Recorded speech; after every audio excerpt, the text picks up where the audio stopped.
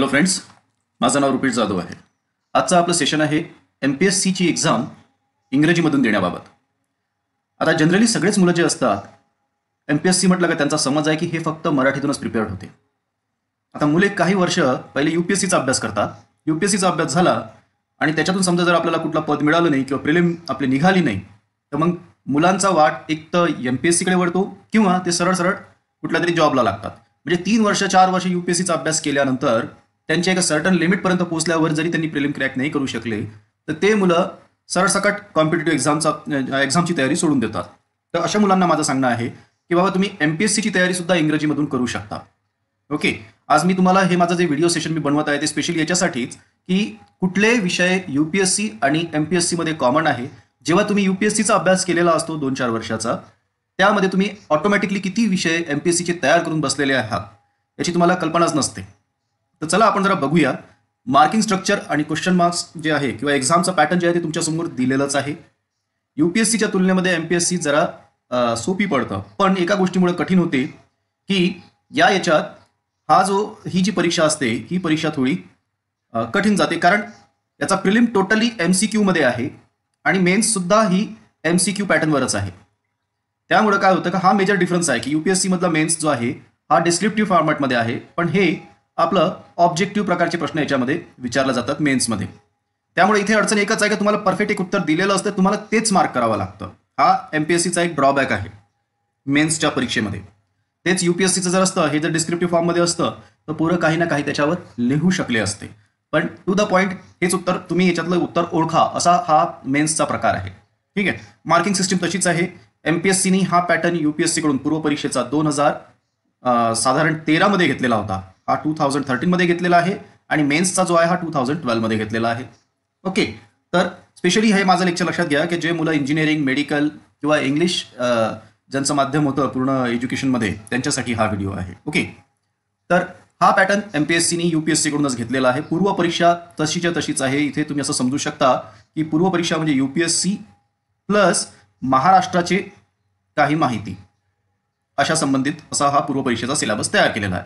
म्हणजे या राज्यसेवेच्या पूर्व परीक्षेमध्ये UPSC लपलेलीच आहे. लक्षात घ्या, ही MPSCची परीक्षा आपण इथे केली आहे, ही एक स्पेशली आपण राज्यसेवे बाबतीत बोलतोय, PSI ST असिस्टंट नाही. ओके, तर इथे राज्यसेवेच्या पूर्व परीक्षेमध्ये UPSC पूर्णतः समाविष्ट आहे, त्याच्यासोबत महाराष्ट्र लावण्यात आलेला आहे. ओके, हे लक्षात घ्या तुम्ही. तसंच मेन्स बाबतीतही आपण बघूया की काय डिफरन्स आहे, पण आता जरा फक्त पूर्व परीक्षेबाबतीत समजून घ्या की कशासारखी आहे आणि किती गोष्टी कॉमन आहेत. ओके, तर सर्वप्रथम जर तुम्ही UPSCचा पूर्व परीक्षेचा पॅटर्न बघितला तर त्याच्यातही GSचे, ज्याला सामान्य अध्ययन म्हटलं जातं, 100 प्रश्न 2 मार्क आणि CSATचे 200 प्रश्न 8 मार्क.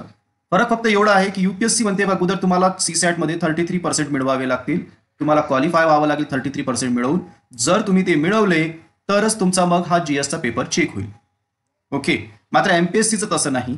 MPSCने म्हटलेलं आहे की GS आणि CSAT दोन्ही मिळून तुम्ही तुमचा स्कोर काढा. ओके, तर हे 33%चं स्पेशली जे आर्ट्स बॅकग्राऊंडची मुलं असतात त्यांच्यासाठी हा ठेवण्यात आला का बाबा चला हा CSATचा पेपर सगळेजण 33% पर्यंत मिळवतील, 33% मिळवले तर मग तुमचा GSचा पेपर चेक होईल. आणि UPSC CSATचे मार्क्स काउंट करत नाही, फक्त हा क्रॉस लिमिट जो आहे, हा लिमिट जो दिलेला आहे हा पार केला आहे का त्यांनी, ही बॉर्डर लाईन त्यांनी क्रॉस केली असेल तरच त्याचा पेपर चेक होईल. तेच MPSC राज्यसेवा दोघांचा मिळून रिझल्ट लावतात. तर इथं जर आपण घ्या, जसा पहिला पॉईंट दिलेला आहे करंट अफेअर. ओके, ज्याला MPSC मध्ये चालू घडामोडी म्हटण्यात आलेला आहे. तर चालू घडामोडी कशाच्या, तर भारत, जग, ओके, इंडिया, वर्ल्ड, हे UPSCचं आहे. तर MPSCने काय केलं, त्याच्यामध्ये महाराष्ट्र ऍड केलेला आहे. ओके, हे लक्षात घ्या तुम्ही की फक्त प्रत्येक ठिकाणी तुम्हाला जास्तीत जास्त करून महाराष्ट्र दिसेल. नंतर हिस्ट्री ऑफ इंडिया. आता जेव्हा हा हिस्ट्री ऑफ इंडिया शब्द दिलेला होता तेव्हा मी 2013 पासून म्हणत होतो की सगळ्या स्टुडंट्सला की बघा याच्यामध्ये प्राचीन इतिहासही आहे, मध्ययुगीन इतिहासही आहे आणि आधुनिक इतिहासही आहे. 2013च्या पूर्वी याला फक्त आधुनिक इतिहास होता, मॉडर्न हिस्ट्री. तर तुम्ही हिस्ट्री ऑफ इंडिया जो आहे याच्यामध्ये एन्शियंट, मिडिवल आणि मॉडर्न तिन्ही घटक आहे. ओके, पण पुन्हा हे लक्षात घ्या की त्याच्यासोबत महाराष्ट्राचा इतिहास. तर महाराष्ट्राचा तुम्हाला प्राचीन इतिहास वगैरे काही असं वेगळा मिळणार नाही, तर तो तुम्हाला हिस्ट्री ऑफ इंडियाच्या अंतर्गतच तो तुमचा तयार होऊन जातो. का महाराष्ट्रामध्ये कोण होते, कधी वाकाटक होते, कधी सातवाहन होते किंवा बहमानी राज्य होतं अशासारखं. ओके, त्यानंतर geography of India and world, तर इथे यांनी याच्यासोबत महाराष्ट्र जोडलेला आहे. पुन्हा UPSCचा तसाच आहे, प्लस महाराष्ट्र इथे जोडलेला आहे. ओके, त्यानंतर कॉन्स्टिट्यूशन गव्हर्नन्स हा तसाच्या तसाच घटक आहे. UPSCचे जे सेम शब्द दिलेले आहेत तेच तसे आहेत, प्लस यासोबत महाराष्ट्र लावण्यात आलेला आहे. त्याच्यानंतर 5वा आहे इकॉनॉमिक डेव्हलपमेंट. ओके, हा सुद्धा इकॉनॉमिक्सचा घटक जो आहे हा तसाच ठेवण्यात आलेला आहे. Economic development, sustainable development, economics and sustainable development like that. त्यानंतर इकॉलॉजी बायोडायव्हर्सिटी हा सुद्धा तसाच्या तसाच UPSCचा आहे. आता सगळ्यात मोठा सब्जेक्ट जो आहे, जो MPSCच्या पोरांना मराठीतून तयार करायसाठी कठीण जातो, तो म्हणजे जनरल सायन्स. आता जनरल सायन्समध्ये तुम्ही असं नाही म्हणू शकत का महाराष्ट्राचं जनरल सायन्स किंवा भारताचं जनरल सायन्स किंवा जगाचं जनरल सायन्स. जनरल सायन्स हा जनरल सायन्सच आहे, सामान्य विज्ञान. ओके, तर त्या अनुषंगाने हा पूर्णतः UPSCचाच कंटेंट आहे. याला तुम्ही महाराष्ट्र वगैरे लावू शकत नाही. या ठिकाणी महाराष्ट्राचं वेटेज कमी होऊन जातं, इथे महाराष्ट्र नाहीच आहे. ओके, इकॉलॉजी बायोडायव्हर्सिटीमध्ये थोडाफार आपल्या इथले अभयारण्य वगैरेचा अभ्यास केला तर तेवढा एक आहे. ओके, आणि इकॉनॉमिक्समध्ये फक्त महाराष्ट्राचा सर्वे जर जोडला तर तो. नंतर इथे कॉन्स्टिट्यूशन गव्हर्नन्समध्ये महाराष्ट्र संबंधित जे आहे ते प्रश्न जे चालू घडामोडीमध्ये असतील ते याच्यामध्ये येऊन जातील. ओके, पॉलिटिचे वगैरे. हा झाला पूर्ण पेपर. तर इथे लक्षात घ्या तुम्ही, आणि महत्त्वाची गोष्ट काय, एक कॉमन सेन्सची गोष्ट ही आहे की 100 पैकी 100 प्रश्न तर तुम्ही सॉल्व्ह करणारच नाही आहात. ज्या वेळेस तुम्ही 100 पैकी 100 प्रश्न सॉल्व्ह केले हे समजून जायचं का आपला पेपर बॅक येते, कारण सिंपल आहे, निगेटिव्ह मार्किंग इथे आहे. जर तुम्ही 60 बरोबर केलेले असतील आणि 40 चुकीचे मार्क केलेले असेल तर ऑब्व्हियसली ते 40मुळे तुमच्या 60चा स्कोर कमी होईल. तर इथे तुम्ही स्मार्ट वर्क ज्याला म्हणू शकता तेही करू शकता. तर तुम्ही UPSCचा अभ्यास केलेला आहे आणि तुम्ही इकडे वळत आहात तर तुमचा हा पेपर तर रेडीच आहे झालेला. तुम्ही महाराष्ट्राला काही ठिकाणी जास्त भूगोल आणि थोडाफार इतिहासमध्ये जर हात लावला किंवा चालू घडामोडीमध्ये हात लावला, म्हणजे एक भूगोलमध्ये तुम्हाला महाराष्ट्राचा भूगोल संबंधित काही वाचावं लागलं आणि चालू घडामोडीमध्ये महाराष्ट्राची माहिती घेतली तर बाकी जवळपास तुमचा झालेलाच असतो. ओके, त्यानंतर या पेपरमध्ये CSATमध्ये कॉम्प्रिहेन्शन, इंग्लिश कॉम्प्रिहेन्शन तसंच आहे, याला काही लागत नाही. UPSCमध्ये जे आहे ते तसंच घेण्यात आलेलं आहे. फक्त यासोबत इथं मराठीचं कॉम्प्रिहेन्शन एक्स्ट्रा दिलेलं आहे. इथं फक्त मराठीचं कॉम्प्रिहेन्शन जास्त दिलेलं आहे. आणि जनरल मेंटल ॲबिलिटी असो, रिझनिंग असो, न्यूमरिकल ॲबिलिटी असो, हे सुद्धा तुम्ही इंग्लिशमध्ये RS अग्रवालचे बुक्स वगैरे जे राहतात ते वाचून तुम्ही क्लिअर करू शकता. याला इतका मोठा काही याचा इश्यू नाही आहे. तर आता एक दुसरा महत्त्वाचा भाग की याला लागणारे बुक्स कोणते, तर आपण जरा बघूया का बुक्स कोणते कोणते घ्यायचे. तर जरा लक्षात घ्या इथे की इथे मी विषय लिहिलेले आहे आणि या बाजूनी पुस्तके कुठले कुठले लागतात. तर सहसा UPSCसाठी आपण जे बघू ते कुठले बुक्स वापरले जातात. जर करंट अफेअर असेल तर आपण एखादं क्रॉनिकल किंवा विझार्ड सारखं मॅगझिन वापरू. ओके, तर त्यातून तुम्हाला भारत आणि जग या बाबतीतची माहिती तुम्हाला मिळून जाईल. ओके, आणि मार्केटमध्ये एखादं कुठलंही बुक असेल जे याच्यातून महाराष्ट्राची माहिती देईल, तशासारखं एखादं महाराष्ट्राशी संबंधित करंट अफेअरचं पुस्तक घेऊन घ्यायचं विकत. ओके, म्हणजे याचा अर्थ हे नाही आहे की तुम्ही याच्यातून तयारी केली तर ते तुमची वाया जाईल. ही तयारी तुम्हाला कामातच पडेल. फक्त वेळेवर एखादं महाराष्ट्राचं करंट अफेअर संबंधित कुठलं पुस्तक येतं जे तुम्ही या याच्यात करता, भारतामधलं राजकीय, भारतामधलं आणखी कुठलं जर सायन्स अँड टेकची डेव्हलपमेंट झाली असेल किंवा कुठला आणखी याच्यात पुरस्कार वगैरे देण्यात आला असेल तर तसंच महाराष्ट्राशी संबंधित करंट अफेअरची मार्केटमध्ये पुष्कळ पुस्तकं असतात, त्यातलं तुम्ही कुठलं एक बुक वापरू शकता. इतिहासासाठी जनरली असं राहतं की 11th स्टँडर्डची 2 NCERT असतात. ओके, सिलेबस तोच झाला असल्यामुळे तुम्हाला तो घ्यावाच लागेल. नंतर मिडिवलसाठी 11th आणि म्हणजे एन्शियंट, तेच 11th मध्ये जे 2 NCERT म्हटले त्यात एक एन्शियंट येतं आणि मिडिवलही येतं. तर 12thचं मॉडर्नचं आहे, प्लस एक स्पेक्ट्रमचं बुक येतं, तुम्ही ते सुद्धा याच्यासाठी वापरू शकता. ते स्पेक्ट्रमचं बुक म्हणजे काही नाही, ते इंडिया स्ट्रगल फॉर फ्रीडमचं पूर्ण कन्साईज घेतलेलं आहे, म्हणजे वाक्याच्या वाक्यात असे उचलून कॉपी पेस्ट केलेलं पुस्तक आहे ते. ओके, तर तेही याच्यात कामात पडू शकतं. जनरली मी याच्यासाठी मुलांना म्हणतो का जेव्हा तुम्ही या सगळ्या पुस्तकातून जाल, सगळ्या याच्यातून, त्यानंतर तुम्ही लुसेंटचं GKचं पुस्तक वापरा. लुसेंटचं GKचं पुस्तक, मात्र ते तेव्हा जेव्हा तुम्ही पहिले बेसिक पूर्ण करून घेतलेलं असेल. नंतर जॉग्राफी ऑफ वर्ल्ड हे जे आहे इथे तुम्ही माजिद हुसेनचं पुस्तक वापरू शकता. माजिद हुसेनचं पुस्तक आहे इंडिया अँड वर्ल्डचं, तर दोन्ही यासाठी तुम्ही तेच वापरू शकता. सौदीचं पुस्तक म्हणजे काय, तर माझं असं लक्षात आलं की मॅक्झिमम पार्ट सौदींनी हे कुठल्या तरी पुस्तकातून घेतलेलं आहे. ओके, महाराष्ट्राचं जर वापरायचं झालं तर सिंपल आहे, सौदीशिवाय पर्याय नाही आहे. सौदी हेच एकमेव बुक आहे. आणि सौदीमध्ये एक चांगली गोष्ट आहे की त्यातले जे टर्मिनॉलॉजीज येतात ते टर्मिनॉलॉजीज त्यांनी इंग्लिशमध्ये सुद्धा तसे ब्रॅकेटमध्ये इंग्लिश वर्ड मेन्शन केलेले आहेत. ओके, पॉलिटीसाठी तुम्ही सुभाष कश्यप जे आपला आहे ते तर घेऊ शकता, सुभाष कश्यपचा आहे. आणखी एक दुसरं आहे लक्ष्मीकांतचं बुक बेस्ट आहे. सगळ्यांनी याचीच कॉपी केलेली आहे. मार्केटमध्ये MPSCचे जितकेही पुस्तकं मराठीमधून कुठल्या क्लासेसचे किंवा कुठल्या पब्लिकेशनचे अवेलेबल असतील त्यांनी याचंच कन्व्हर्शन केलेलं आहे, याच्या व्यतिरिक्त काहीच नाही. इकॉनॉमिक्ससाठी मी तुम्हाला सल्ला देईल की तुम्ही रमेश सिंगमधून जा. इकॉनॉमिक्स तुम्ही रमेश सिंगचं पुस्तक घ्या, त्याच्यातून जा. प्लस जे प्रतियोगिता दर्पणचा वार्षिक इश्यू येत असतो 6 महिन्यानंतर, म्हणजे 6 महिन्यामध्ये येत असतो तो, 6 मंथ नंतर, तो वाला इश्यू घ्या. ज्याच्यामध्ये सगळे डिटेल दिलेले असतात. या व्यतिरिक्त तुम्ही रंजन कोळंबे सर किंवा आणखी जे जळगावचं आहेत त्यांचं पण तुम्ही घेऊ शकता प्रकाशनचं, ते छान आहे. पण सोपी भाषा रमेश सिंग मधली आहे, समजायला सोपं जाईल जर तुमचं इंग्लिश मीडियम असेल तर. ओके. आणि इकॉलॉजी बायोडायव्हर्सिटी हा जॉग्रफी मधलाच घटक आहे. हा तुम्हाला वर्ल्डमध्येही सापडून जाईल किंवा तुम्ही सायन्स अँड टेकचं पुस्तक येतं एक स्पेक्ट्रमचं, त्याच्यामधून केलं तरी चालेल. स्पेक्ट्रमचं पुस्तक येतं याचं, त्याच्यातूनही जाऊ शकता सायन्स अँड टेकचं, आणि जॉग्रफीच्या कंटेंटमधूनही जाल. आणि सगळ्यात महत्त्वाचा राहिलेला आहे हा जनरल सायन्स. त्याच्यासाठी माझा तुम्हाला सल्ला राहील की तुम्ही जनरल सायन्सचं लुसेंटचं पुस्तक येतं सेपरेट, म्हणजे लुसेंटचं एक जीकेचं पुस्तक वेगळं आणि जनरल सायन्सचं लुसेंटचं वेगळं, खूप छान दिलेलं आहे ते.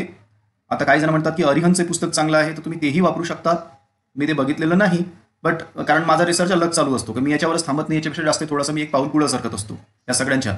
तर तुम्ही जर स्टार्ट केलं तर तुम्हाला हे इंग्लिश बुक्स कम्फर्टेबल राहतील एमपीएससीच्या या एक्झामसाठी. सीसॅटसाठी जे आर एस अग्रवाल वगैरे सारखे जे पुस्तकं असतात किंवा लेनिन मार्टिन किंवा आणखी कुठले मार्केटमध्ये जे अवेलेबल असतील सीसॅट कॉम्प्रेन्शनचे, ते तुम्ही वापरू शकता. आता मुलं सहसा एमपीएससीचा अभ्यास इंग्लिशमधून का नाही करत?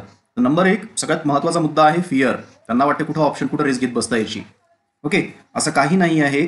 जितका त्रास तुम्हाला, जर तुम्ही इंजिनिअरिंग बॅकग्राऊंडचे असाल, मेडिकल बॅकग्राऊंडचे असाल, तर तुम्ही एक वेळ अशी येईल की तुम्ही म्हणाल की यार आता मी एमपीएससी करत नाही, कारण मराठीतले शब्द हे खूप मला कठीण जात आहेत. सगळ्यात सेकंड जो भाग आहे तो आहे ग्लॉसरी. ओके, किंवा कुठल्या टर्मिनॉलॉजीज ज्या असतात. आता मूळ मुद्दा काय आहे लक्षात घ्या, की एखादा एमबीबीएस किंवा इंजिनिअरिंग बॅकग्राऊंडचा जर व्यक्ती एमपीएससीचा अभ्यास करायसाठी उतरला, तर त्याला एमपीएससी मध्ये त्रास काय जातो? त्याला वाटतं का त्यांनी, म्हणजे हे लक्षात घ्या की याचा अभ्यास जो असतो हा 11th नंतर कन्सिडर करू आपण, की हा 11th-12th नंतर म्हणजे 10व्या वर्गापर्यंत इंग्लिश असो का नसो, पण 11th पासून तर त्याला डिग्री होईपर्यंत असे सलग 6 वर्ष तो इंग्लिशच्या सानिध्यात राहिलेला असतो. ओके, आणि तेच कंडिशन इकडल्या मुलाची आहे का तो पण कमीत कमी 6 वर्ष तरी इंग्लिश अभ्यासक्रमाच्या सानिध्यात राहिलेला असतो. त्यामुळं त्याला मराठी शब्द जे एकदम येतात एमपीएससी मधून, त्याला ते समजण्यासाठी कठीण जाते. ओके, आता सिंपलची गोष्ट आहे का जर तुम्ही इंग्लिशमधून जर कराल तर तुम्हाला ते ग्लॉसरी आणि टर्मिनॉलॉजी हे समजणार नाही, जरी तुम्ही ते एमबीबीएस आणि इंजिनिअरिंगचे जरी असले तरी, किंवा लॉ सब्जेक्ट जरी असला तुमचा. त्याच्यामागे रिझन हे आहे का सिलेबस अशा प्रकारचा डिझाईन केलेला आहे का. आता फॉर एक्झाम्पल आपण एक विषय घेतला हिस्ट्री, हा हिस्ट्री ना इंजिनिअरिंगला आहे, ना लॉला आहे, ना एमबीबीएसला आहे. ओके, किंवा इकॉनॉमिक्स. तर याचे जे शब्द असतात ज्याला मी ग्लॉसरी किंवा टर्म्स म्हणतोय, हे तुमच्यासाठीच नवीन नाही तर प्रत्येकासाठी नवीन राहतील. हे कित्येक जणांना हे शब्द समजणारच नाही. ओके, किंवा जॉग्रफीचे आपण काही टर्म्स घेतो आता, हे सब्जेक्ट दिल्यामुळं हे त्यांना समजण्यामध्ये कठीण जातं. म्हणून आपला प्रॉब्लेम काय की आपण जे शब्द आपल्या समोर येतात, फॉर एक्झाम्पल एखादा इम्पीचमेंट वर्ड आला पॉलिटीमधला, तर तुम्ही तो क्रॉस चेक नाही करत, तर तिथं तो तुम्हाला हार्ड जाईल. ओके, तुम्ही तो क्रॉस चेक केला पाहिजे. तुम्ही थोडंसं गुगल करा, थोडंसं डिक्शनरीमधून जा, तर तुम्हाला ही परीक्षा किंवा तो विषय सोपा होऊन जातो.